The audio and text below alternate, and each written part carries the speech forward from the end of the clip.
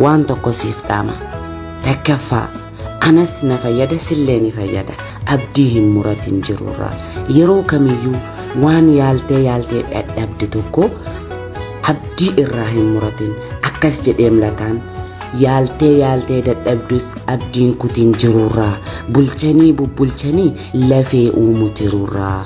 Eyyen adiin gurraachaan jijjiirratus bifasaa duumessi yeroof malee takka turee ni darba.